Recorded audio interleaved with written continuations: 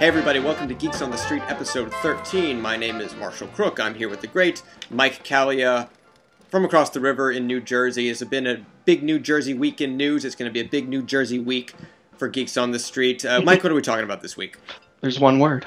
Bruce! You're awful, but we're friends, so keep going. I'm on a bit of a Bruce kick this week. He has a new album. Mr. Springsteen has a new album out called High Hopes. Is it good? You know, it's not bad. It's better than I expected. It's heavily informed. At least many of the songs are heavily informed by the work of Tom Morello, who plays guitar on some of them. Tom Morello from Rage Against the Machine. Now, you're not much of a Springsteen fan, are you? I wasn't exposed to him as a kid. I never heard Born to Run until I was in college. Here's the thing. Every time I hear one of his songs, I'm like, this is wonderful. Like, he is an amazing musician. Yeah. But he's just not in my blood. There's never been a moment where I've felt the need to turn to Bruce to fix whatever's wrong.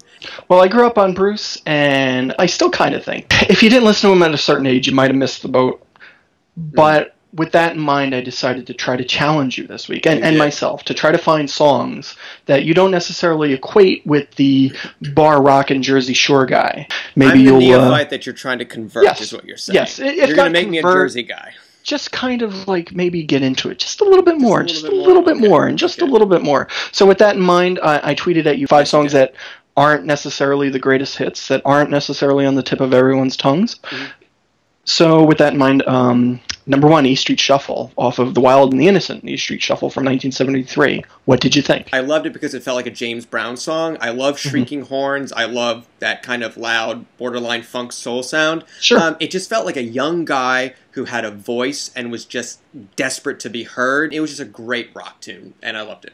I love that song. Excellent. I love it too. I think it's underappreciated. Second song, the live version of No Surrender from what I believe to be the most essential Bruce release, live 1975 to 85. What did you think of this one? Well, I think I definitely heard the song before because I recognize some of the lyrics, but not that version. I love the storytelling. I loved the balladry. I'm not from New Jersey, but I felt like I was from New Jersey as I was listening to that song. Number 3, Oh Mary, Don't You Weep. Not a Springsteen original, but he recorded it with a live Roots band on We Shall Overcome the Seeger sessions. What did you think of this one? I love Roots music, so I appreciated the song. I loved the instrumentation, the arrangement, the voicings of the musicians. Springsteen's voice on the song itself didn't work for me. I didn't connect to his singing. Number 4, Youngstown, from The Ghost of Tom Joad. What did you think of this one? Again, like No Surrender, the balladry and the storytelling was great, and my kind of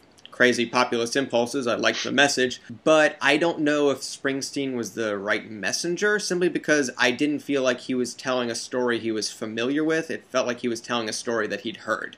I believe I made a mistake here. I should have given you the live version of the song, the live electric version of the song. This is one of those tracks that really comes alive in a concert. It becomes this raging, electric, ominous, demonic epic of America losing its soul. Number 5, The Promise, off of The Promise. I didn't like this song at all. I mean, I think it had, you know, the same type of storytelling and balladry of Youngstown, and it had the same kind of feel of No Surrender.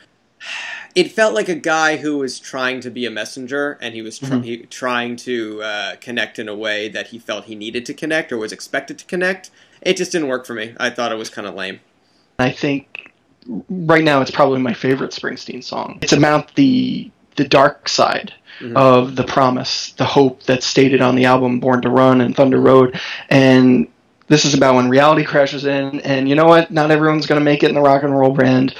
Some of you are going to have to sell that car you built with your buddies, and some of you are going to have to go work at the factory, and you're just going to have to deal with it, and all you got left is a ballad and a mug of beer at the end of the day. I think we should do more stuff like this. Yes, but really, I want you to educate me on something. For you guys out there, please tweet at us or leave in the comments some of your favorite Springsteen songs. I'm going to leave you with this, Mike. After you sent me those tracks, I went rock climbing, and I listened to music when I climbed to myself, and I listened for the first time in its entirety while I was climbing Born to Run, and I really, really enjoyed it as I climbed. Jungle Land, baby. Jungle Land. It was good to climb, too. All right, man. Great talking to you, Mike. I'll see you guys. Bye.